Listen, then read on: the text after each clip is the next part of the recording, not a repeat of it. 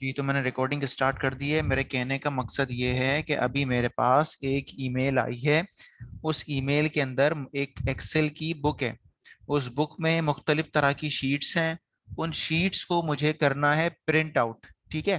तो उसको print out करने के लिए फिर देख ले मैं क्या कर रहा हूँ। ठीक है। मैं इसको करके मतलब रिकॉर्ड कर दूंगा। आप लोग जब रिकॉर्डिंग दोबारा से देख लेना तो आपको समझ में आ जाएगी चीजें। ठीक है। मैं सबसे पहले वो ईमेल के ओपन किया हुआ है। मैंने इसको ईमेल के अंदर ये शीट है, मैंने इसको डाउनलोड किया। ये डाउनलोड होके आ गई मेरे पास। मैंने इसको ओपन किया। ठीक है। अब ये एक शीट है मेरे पास, ये देखें। मैंने इसको सबसे पहले इनेबल किया, ओके कर दिया। मैं देखता हूँ कंपेटिबिलिटी मोड पे तो नहीं है, नहीं है, सही है, इसी पे है। अब मैं इसको क्या करता हूँ, ये देखो, ये मेरे पास एक शीट है। अब मुझे इस शीट को प्रिंट आउट करना है भाई। कैसे मैं इसको प्रिंट आउट करूंगा? मैं चाहता हूँ कि ये पूरी शीट एक ही पेज में तो नहीं आएगी, अलग अलग पेज में आएगी। ठीक है। तो ये जिस पेज पे प्रिंट आउट हो जाए, मतलब अलग अलग पेजेस पे आए, तो हर पेज के अंदर मुझे शीट का नाम भी चाहिए, और शीट के अंदर शीट का नंबर भी चाहिए। Sheet number 1, sheet number 2, sheet number 3, इस तरह से होना चाहिए। तो इस काम को मैं किस तरह से करूंगा, वही मैं आपको दिखा रहा हूँ। वही मैं आपको दिखा रहा हूँ कि एक शीट जो होती है उसको किस तरह से मल्टीपल पेजेस के ऊपर प्रिंट किया जाता है। ठीक है। इसकी आप सेटिंग देख लो। तो आप लोगों को भी एक्सेल के अंदर अगर बहुत लंबा चौड़ा डेटा हुआ तो उसको भी आप लोग किसी तरह से प्रिंट आउट करोगे। ठीक है। प्रिंट आउट करने का तरीका आप लोग देख लो। ठीक है। मैंने सबसे पहले पेज की साइज सेट की। मैंने कहा A4 हो जाए साइज। A4 हो गया। आप देखें यहाँ पे लकीर नजर आ रही है आपको। यहाँ पे पता चल रहा है कि भाई आपकी जो पेज है उसकी लकीर है वो यहाँ तक है। तो मैं इस लकीर को आगे तक ले जाना चाहता हूँ। तो मैं क्या करता हूँ, मैं इसको कर देता हूँ। देखता हूँ कि भाई इसकी ओरिएंटेशन ज्यादातर चौड़ी है, लेकिन मैं इसको पोर्ट्रेट भी रखना चाहता हूँ। मैं इसको डबल क्लिक करके मैनेज कर देता हूँ। सही है, ये बिल्कुल मैनेज है। मैंने ओरिएंटेशन को पोर्ट्रेट किया, मार्जिन्स को नैरो कर दिया। ठीक है। फिर इसको मैं चेक करता हूँ प्रिंट प्रीव्यू देख के। ये इसका प्रिंट प्रीव्यू, अभी भी ये पूरा नहीं आ रहा। तो मैं इसको क्या करता हूँ, मैं इसको करता हूँ प्रिंट प्रीव्यू के अंदर ही जाता हूँ। और नीचे देखें यहाँ पे लिखा हुआ है नो स्केलिंग। स्केलिंग मतलब किसी चीज को खींचना। ठीक है। तो मैंने किया fit all columns on one page. क्या बोला मैंने? जितने भी कॉलम्स हैं वो सारे एक पेज पे आने चाहिए। ये देखिए, कॉलम इस तरह से पूरे एक पेज पे आ रहे हैं। अब ये पूरी शीट एक पेज पे आ रही है, लेकिन अभी भी इसमें मसला है कि ये बहुत छोटा छोटा इसमें नजर आ जाएगा। ठीक है। तो हम इसको ट्राई करते हैं किसी तरह मैनेज करने की। तो मैं दोबारा से स्केलिंग को हटा देता हूँ। मैंने स्केलिंग को हटा दिया। फिर मैं आया एक व्यू पे। व्यू पे आया, यहाँ पे चला गया मैं page break preview. Page break preview में जाने के बाद मैंने इसको खींच के लंबा कर लिया। मैंने इसको यहाँ से उठाकर पीछे लेके आ गया, लंबा कर दिया। देखें, अब ये पूरी जो जगह है ये प्रिंट हो रही है। देखिए, एक दो, ये अलग अलग पेजेस में अब देखें प्रिंट हो रहा है। अब हर एक पेज के अंदर प्रिंट तो हो रहा है। अब इसका आप प्रिंट प्रीव्यू देख लें, ये इसका प्रिंट प्रीव्यू नजर आ रहा है।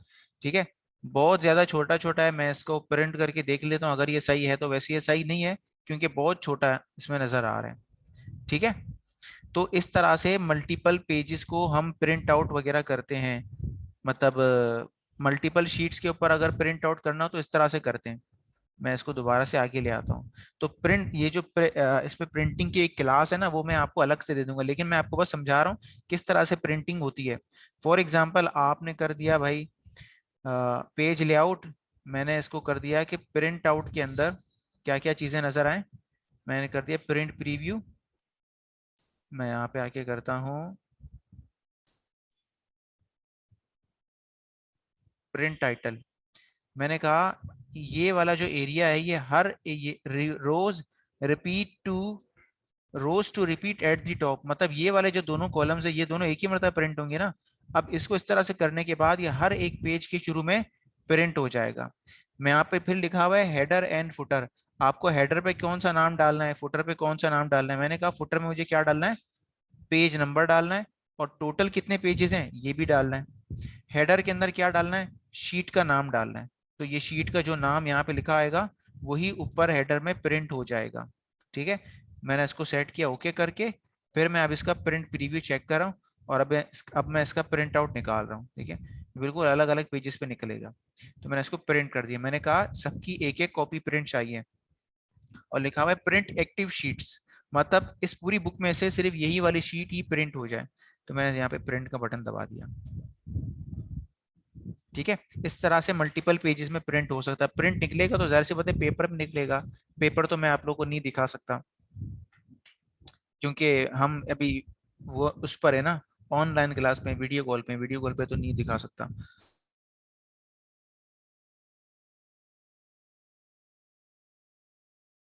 ठीक है, यहाँ तक समझ में आ गया? 2 मिनट वेट करें।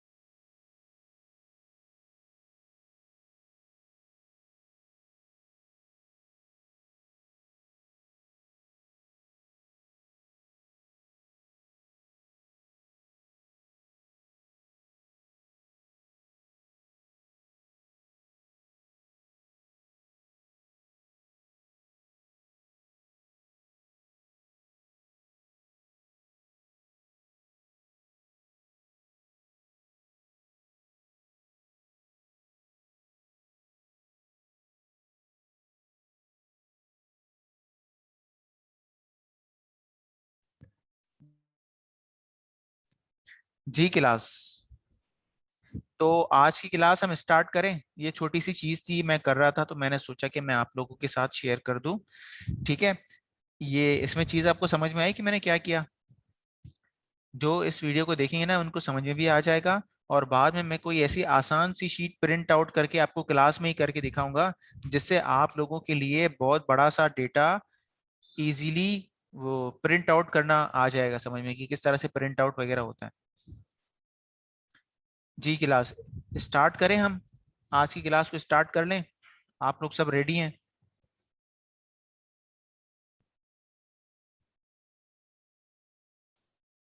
बताएं, आप जवाब दें मुझे। जी सर, रेडी है, आप स्टार्ट करें। ओके ओके, ठीक है जी। तो इस असाइनमेंट के अंदर मैं कुछ छोटी छोटी मैं आपको चीजें करके दिखाऊंगा, लेकिन होंगी बहुत ज्यादा इंपॉर्टेंट चीजें। ठीक है,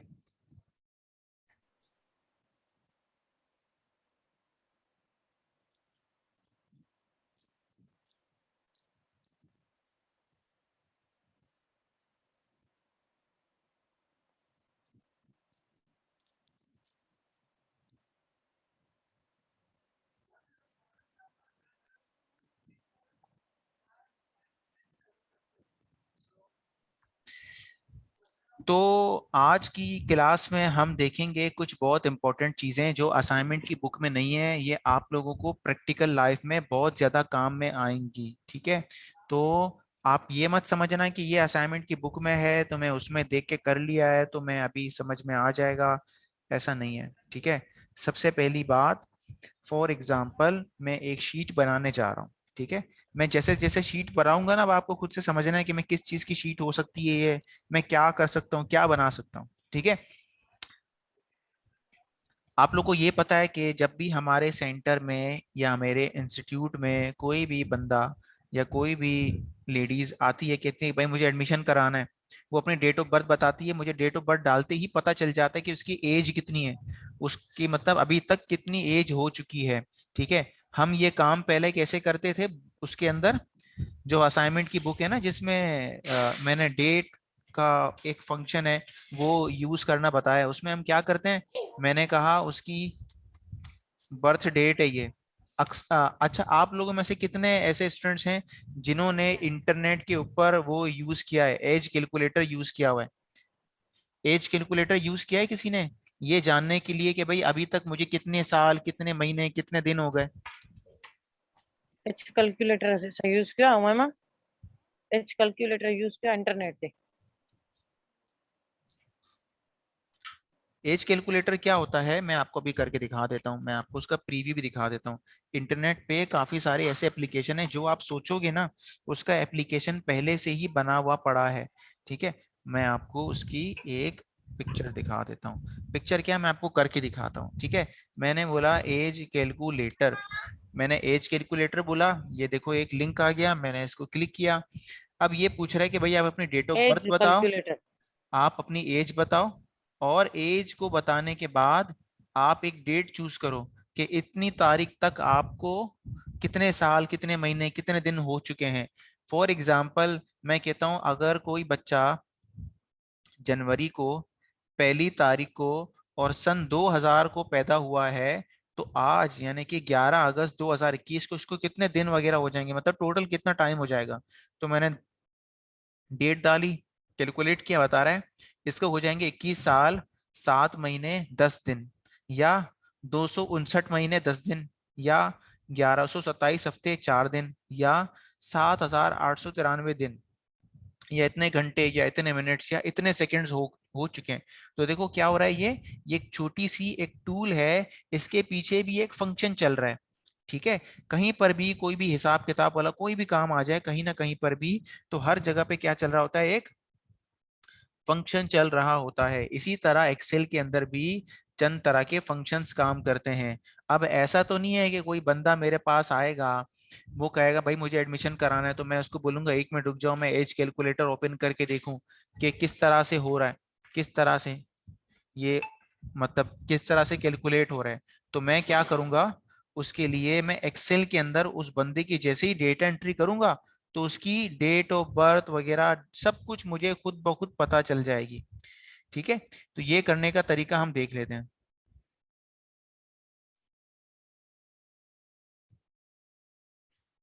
ठीक है। यहां तक समझ में आ गया? तो हम इसी वाले काम को क्या कर लेते हैं, एक्सेल पे कर लेते हैं। मैंने बताया था एक्सेल में भी वही सारे फंक्शंस वगैरह हैं जो क्या कहते हैं हम यूज करते हैं ना आम लाइफ के अंदर, वही सब तमाम फंक्शन जो किसी दूसरे प्रोग्रामिंग लैंग्वेज में होते हैं, वही सारे हमें एक्सेल में मिल सकते हैं। एक्सेल के अंदर भी ऐसा ही है। आपने डेट ऑफ बर्थ मालूम की, सामने वाले की, उससे पूछी, और कोई भी एक डेट डाल दो तो आपको बता देगा कि अभी तक इसको कितना, मतलब कितने दिन वगैरह हो चुके हैं, या कितने महीने, कितने हफ्ते हो चुके हैं।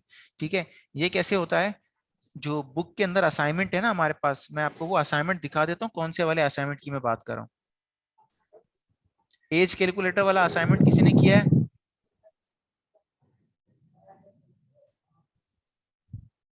एज कैलकुलेटर वाला जो असाइनमेंट है हमारे पास, क्या वो किसी ने किया है असाइनमेंट बुक के अंदर से?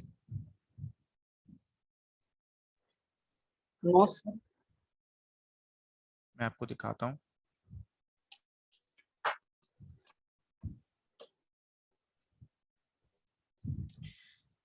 ये वाली जो बुक है, इसके अंदर मैं आपको दिखा देता हूँ कौन सा वाला असाइनमेंट है।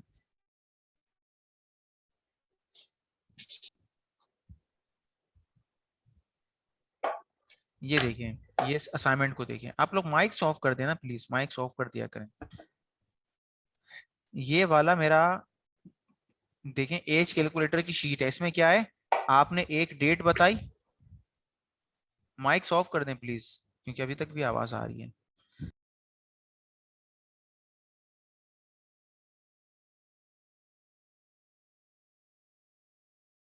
जी क्लास, शायद मेरा इंटरनेट कभी कभी मसला कर जाता है ना सेंटर का, तो इसीलिए कॉल जो है ये तो रुक जाती है या सिग्नल रुक जाते हैं। ठीक है, आवाज आ रही है आप सबको मेरी? Yes sir. जी सर, आ रही। अच्छा, स्क्रीन नजर आ रही है आपको? नहीं सर। ओके, अब नजर आई स्क्रीन?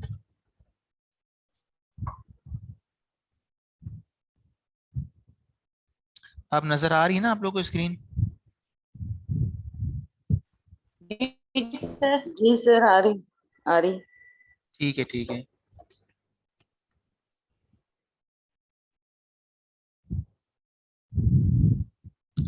ओके,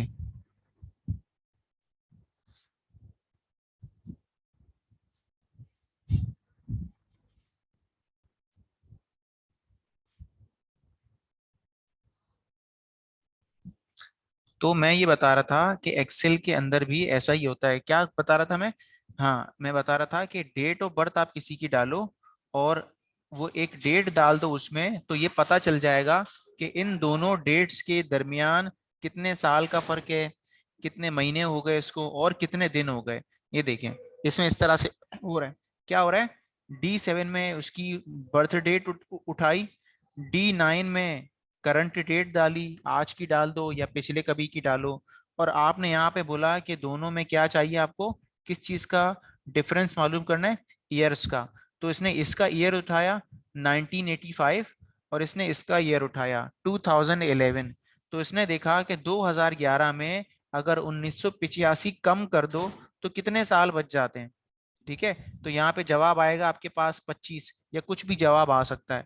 तो इस तरह से भी हम इसको कर सकते हैं, ये भी सही तरीका है। लेकिन अगर मुझे ये देखना है कि भाई ये इसमें तो 2011 खुद से लिखना भी पड़ रहा है और मुझे एक डेट भी लगानी पड़ रही है, मुझे तो आज की डेट के मुताबिक यानी कि चाहिए ना ये। तो आज की डेट के मुताबिक ये कैसे होगा? इसी चीज को हम एक्सेल के अंदर करेंगे। ठीक है, ऐसा करेंगे इसको कि हमें आज की डेट भी डालना ना पड़े और हमें जवाब भी पता चल जाए। और जो जवाब पता चल जाए उसके अंदर हम क्या लगा दें, एक कंडीशनल फॉर्मेटिंग भी लगा दें, ताकि हमारा काम मजीद आसान हो जाए, हमें किसी का जो डेट ऑफ बर्थ वगैरह कुछ देखने की जरूरत पड़े ही ना। ठीक है, तो इस काम को कैसे करते हैं ये आप देख लें।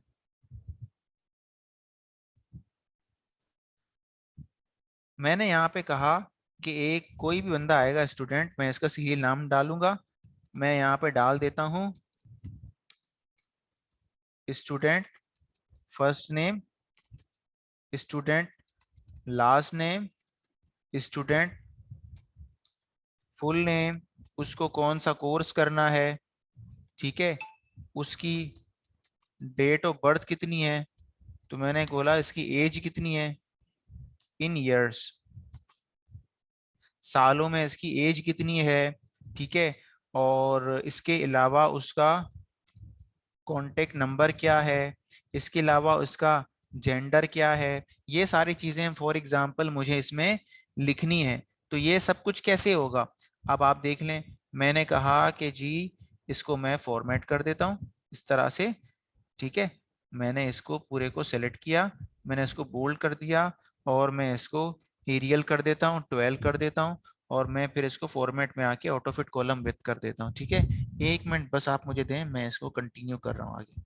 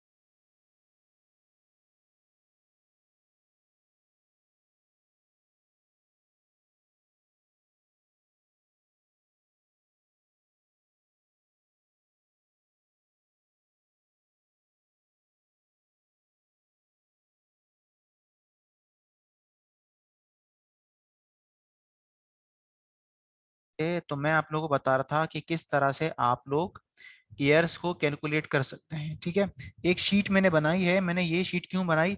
फॉर एग्जांपल मैं किसी भी जगह पे जॉब कर रहा हूँ, मैं जिस जगह पे जॉब कर रहा हूँ वहां पे मुझे कह रहे हैं कि भाई आप हमें एक शीट बना के दो, हमारे पास जितने भी स्टूडेंट्स आ रहे हैं एडमिशन के लिए, आप उनकी मेरे लिए क्या बना के दो, एक शीट बना के दो।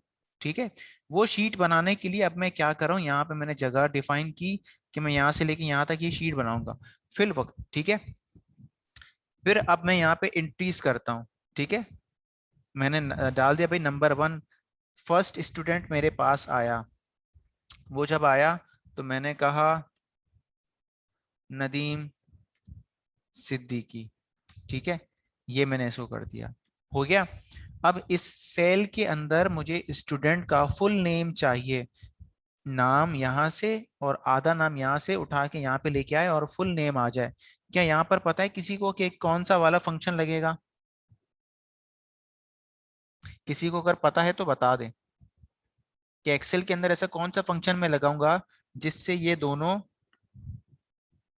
आपस में जुड़ के एक सेल में आ जाएंगे। अगर आपको पहले से पता है तो ठीक है, अगर कल वाली वीडियो देखी है तो पता होगा शायद आपको। अगर नहीं भी पता तो कोई मसला नहीं, आप लोग मुझे बता दें, मैं आपको समझा दूंगा।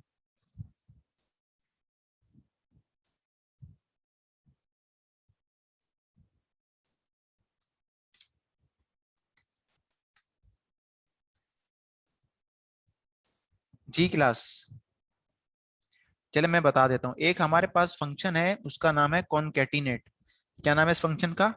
कॉनकैटिनेट। ठीक है, आपने सिंपल CONCA लिख दिया और टैब का बटन दबा दिया तो पूरा का पूरा नाम यहाँ पे आ जाएगा। ठीक है, शॉर्टकट तरीका है ये, ब्रैकेट भी ओपन हो जाएगी। कॉनकैटिनेट कहता है कि मैं दो किसी भी सेल्स के अंदर से किसी भी दो नामों को आपस में जोड़ सकता हूँ। तो मैंने फर्स्ट नेम सेलेक्ट किया, कोमा लगाया, फिर दूसरा वाला नाम सेलेक्ट किया, ब्रैकेट क्लोज किया, इंटर का बटन दबाया तो देखो एक ही नाम क्या हो गया, दोनों सेल्स के अंदर आ गया। कैसे किया आप लोग दोबारा देख लो जरा गौर से, मैं आराम आराम से इस बार कर रहा हूँ।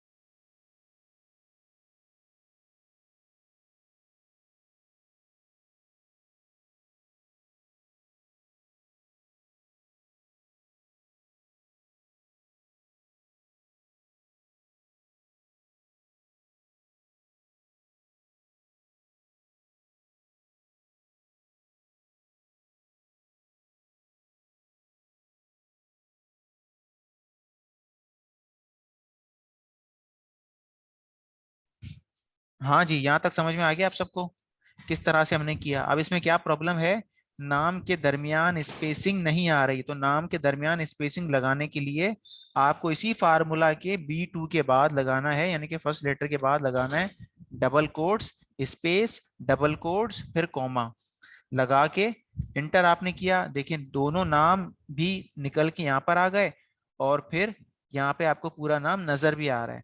अब आप बोलोगे सर ये तो हम डायरेक्ट भी कर सकते हैं, इसमें से देखा नदीम, इसमें देखा सिद्दीकी और यहाँ पे डाल दिया, ऐसा भी तो हो सकता है।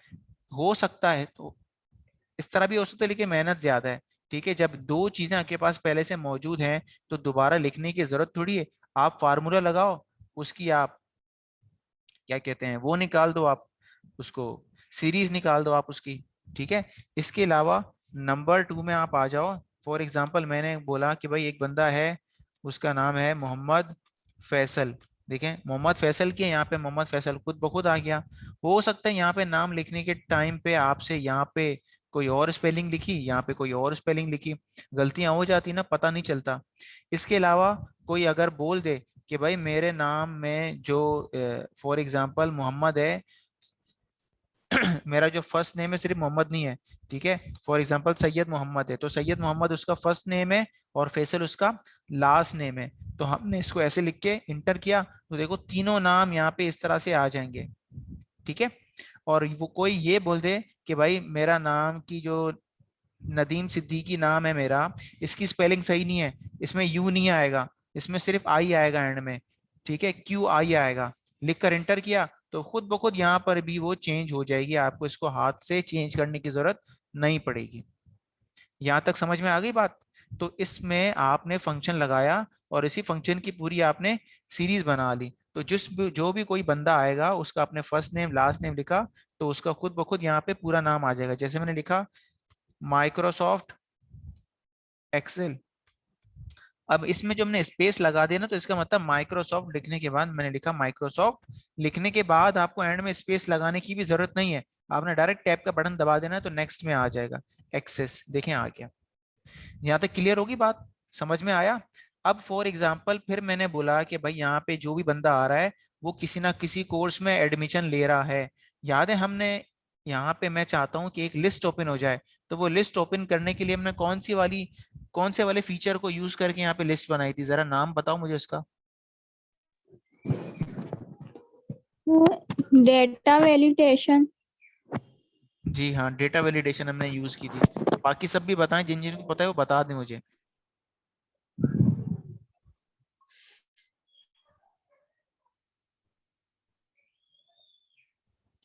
ठीक है, हमने क्या यूज की थी? डेटा वैलिडेशन यूज की थी। डेटा वैलिडेशन को आप सेम शीट से भी कोई ला सकते हो, किसी दूसरी शीट से भी ला सकते हो। मैं यहाँ से नहीं लेता, मैं किसी दूसरी शीट से उठा लेता हूँ। ठीक है, मैंने यहाँ पे एक और शीट बनाई, मैंने कहा ये मेरे कोर्सेस हैं। ठीक है, कोर्सेस, कोर्सेस लिखा, और फिर यहाँ पे लिख दिया मैंने रजिस्ट्रेशंस। मैंने जितने बंदों की रजिस्ट्रेशन की उसका सारा हिसाब किताब मैंने यहाँ पे लिखा, और जितने मेरे पास कोर्सेज के नाम थे वो सब मैं इस वाली शीट पे लेके आ गया। ठीक है, तो मैं यहाँ पे लिख देता हूँ कि भाई मेरे पास आईटी ऑफिस असिस्टेंट का कोर्स है, मेरे पास ब्यूटी थेरेपी का कोर्स है, और ड्रेस मेकिंग का कोर्स है, ज्वेलरी मेकिंग का कोर्स है। ठीक है, इसके अलावा मैं कह देता हूँ इसमें के लिख देता हूँ कुकिंग की क्लासेस हैं मेरे पास। ठीक है, और जो भी आप लोग चाहें, मैं फॉर एग्जांपल लिख देता हूँ मेहंदी की क्लासेस। ठीक है, तो यहाँ पे मैंने इस तरह से लिख दिया। तो मैंने बोला इन्हीं, कोई भी बंदा आ जाए वो जो भी नाम सिलेक्ट करे इसी कोर्स में से सिलेक्ट कर ले। अब मैंने जिस बंदे को बोला कि आप यहाँ पर बैठ के लोगों की डेटा एंट्री करो, तो वो देख रहा है फॉर्म के ऊपर किसी बंदे ने कुछ और नाम लिखा हुआ है, किसी बंदे ने कुछ और नाम लिखा हुआ है। फॉर एग्जाम्पल कोई बंदा कहता है मुझे कंप्यूटर का कोर्स करना है, उसने अपने फॉर्म में ऐसा लिखा हुआ है ना, मेरे पास तो कोई कंप्यूटर का कोर्स है ही नहीं, या तो आईटी ऑफिस असिस्टेंट का, या तो कोई दूसरा तो है ही नहीं। किसी ने लिखा कंप्यूटर, किसी ने लिखा एमएस ऑफिस करना है, किसी ने बोला आईटी कोर्स करना है। ठीक है, कोई बोलता है मुझे ब्यूटिशियन कोर्स करना है, कोई बोलता है मुझे मेकअप कोर्स करना है। यानी कि जो कोर्स एक नाम से जाना जाना चाहिए था उसके बहुत सारे नाम हैं। इसमें गलती क्यों हो रही है? इसमें गलती इसी वजह से हो रही है कि मैंने जो बंदा डेटा एंट्री कर रहा है मैंने उसी के हवाले कर दिया कि वो कुछ भी लिखे, तो वो कुछ भी ना लिख सके। तो इसीलिए मैं यहाँ पे एक किस्म की वैलिडेशन लगाना चाह रहा हूँ, उसको कहते हैं डेटा वैलिडेशन। कि यहाँ पे जो भी नाम आए वो मैं एक शर्त के साथ, एक कंडीशन के साथ लेके आऊं। वो कंडीशन ये होनी चाहिए कि वो वाला नाम इस कोर्सेज की लिस्ट में मौजूद होना चाहिए। तो वो कैसे होगा? आपने जहां कहीं पर भी डेटा वैलिडेशन लगानी है उस जगह को सेलेक्ट किया, सेलेक्ट करने के बाद में आ गया डेटा में। डेटा में आने के बाद ये देखें डेटा वैलिडेशन लिखा हुआ है, मैंने इसके ऊपर क्लिक किया। यहाँ पर क्लिक करने के बाद लिखा हुआ है कि अलाउ किस चीज को करना है, तो मैंने बोला मुझे एक लिस्ट अलाउ करवानी है। वो कहता है ठीक है, कह रहा है मैं अगर आपके सिलेक्शन में कोई ब्लैंक सेल हुए मैं उसको इग्नोर कर दूंगा, और सेल के अंदर ही इन सेल ड्रॉप डाउन दिखाऊंगा। मतलब सेल के अंदर आपको कुछ टाइप करना नहीं पड़ता, बल्कि आप क्लिक करते हो और एक लिस्ट ओपन हो जाती है, उस लिस्ट के अंदर से आप उसको चूज कर सकते हो। अब वो कह रहा है कि आपकी सोर्स कहाँ पर है, तो मैंने बोला सोर्स मेरी यहाँ से लेके यहाँ तक है, ये रही सोर्स बताई, और ओके कर दिया मैंने। आप इसको दोबारा ये मुझे यहीं पर ले आया। अब देखें, कोई कहता है भाई नदीम सिद्दीकी मेरा नाम है, मुझे आईटी ऑफिस असिस्टेंट का कोर्स करना है, मैंने ये डाल दिया। कोई आता है कहता है भाई सैयद मोहम्मद फैसल मेरा नाम है, मुझे भी आईटी का कोर्स करना है, मैंने ये भी कर दिया। अगर मैं वो उससे पूछूंगा वो कहेगा कंप्यूटर, मैं कंप्यूटर डालूंगा तो नहीं होगा, इसमें क्या आएगा? सिर्फ IT office assistant. For example ये बंदा कहता है कि भाई मुझे ब्यूटिशियन कोर्स करना है, तो मैंने बोला ब्यूटी थेरेपी। ये बंदा आके कहता है भाई ज्वेलरी मेकिंग, तो इसको मैंने कर दिया ज्वेलरी मेकिंग। ये इस तरह से हो गया। समझ में आई ये बात यहाँ तक आपको? तो इस तरह से हम डेटा वैलिडेशन लगाते हैं, इस तरह से डेटा वैलिडेशन लगती है। इस तरह की शीटों पे डेटा वैलिडेशन हमें काम आती है। डेट ऑफ बर्थ, मैंने इस बंदे से इसका डेट ऑफ बर्थ पूछा, मैंने इसका डेट ऑफ बर्थ डाल दिया भाई 5, ठीक है, इसका 5 अगस्त 1995 डाल दिया। अब यहाँ पे मुझे पता चल जाए कि इसकी उम्र कितनी है, कितने साल इसकी उम्र है, तो मैंने यहाँ पे लगा दिया एक फंक्शन। इस फंक्शन को मैं किस तरह से लिख रहा हूँ आप लोग देख लें। मैंने कहा डेटेड इफ अगर डेट है तो, ठीक है, कहाँ पर, यहाँ पर मैंने जगह को बताया। फिर वो पूछेगा मुझसे एक और तरह का पैरामीटर, वो सबसे पहले पूछ रहा है कि छोटी डेट कहाँ पर है, मतलब इसकी डेट ऑफ बर्थ कहाँ पर है। तो मैंने बोला इसकी डेट ऑफ बर्थ ये है। अब वो कह रहा है कि इसका किस दिन तक का हिसाब चाहिए, तो मैंने यहाँ पे लगा दिया नाउ, ठीक है, सॉरी, मैंने यहाँ पे कर दिया इसको टुडे। मैंने बोला आज तक का हिसाब चाहिए। क्या चाहिए? आज तक का हिसाब चाहिए। वो कह रहा है अब कि भाई आपको किस चीज का हिसाब चाहिए, मैंने बोला ईयर्स का, मतलब मुझे उसके टोटल साल काउंट करने हैं कि इन दोनों यानी कि आज की डेट के अंदर और इस वाली डेट के अंदर कितने साल का फर्क है। मैं लिखकर इंटर किया तो कह रहा है 25 साल का फर्क है। तो आप लोगों में से मुझे बताएं कि ये फंक्शन सही काम कर रहा है? कोई ऐसा है जिसको पता हो कि भाई जिसकी एज 25 है उसकी डेट ऑफ बर्थ 1995 ईयर्स की होगी? क्या ये सही है? सही बता रहा है?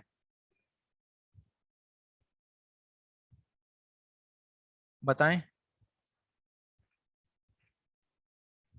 जी सर। सही बता रहे हैं ना ये? जी सर, सही बता रहे हैं। ठीक है। तो यहाँ पर अगर मैं कोई डेट ऑफ बर्थ कोई चेंज कर दूं तो देखो उसका भी जवाब आ जाएगा। एक मिनट हाँ।